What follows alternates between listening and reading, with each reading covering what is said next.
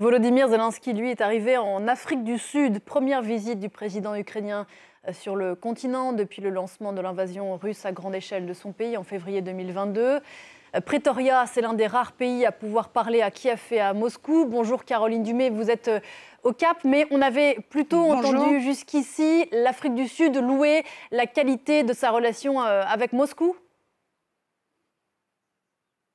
Effectivement, il y a un changement de ton, mais bon, c'est pas parce que Moscou est l'ami que Kiev est l'ennemi, et l'Afrique du Sud a toujours dit qu'elle était entre guillemets neutre. Mais cette visite était, c'est vrai, impensable il y a 2 ans. Donc Zelensky est arrivé en Afrique du Sud pour parler sur la paix et sur le commerce. Alors sur la paix, parce que l'Afrique du Sud veut jouer un rôle en fait dans cette guerre entre Kiev et Moscou. L'histoire bouge, vous savez, et le président Ramaphosa, depuis le début de la guerre, a rencontré plusieurs fois son homologue. La dernière fois, c'était à Davos, en février. Et donc, cette visite a été prévue. L'Afrique du Sud veut jouer un rôle, un plus grand rôle, dans la paix.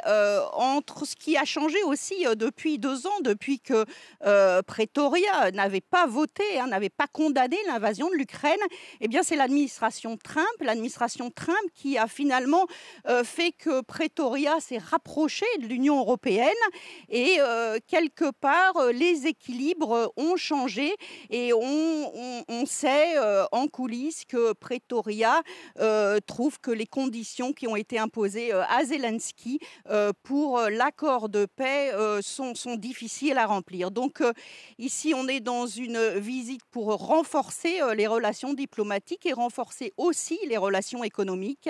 Le ministre de l'Agriculture, John Steenhuisen, a signalé qu'il aimerait en fait discuter de plus de commerce agricole entre les pays, notamment des engrais et des céréales. Voilà, donc le président Ramaphosa rencontrera son homologue à 11h. Une conférence de presse pour nous informer est prévue vers 13h heure locale. Caroline Dumais.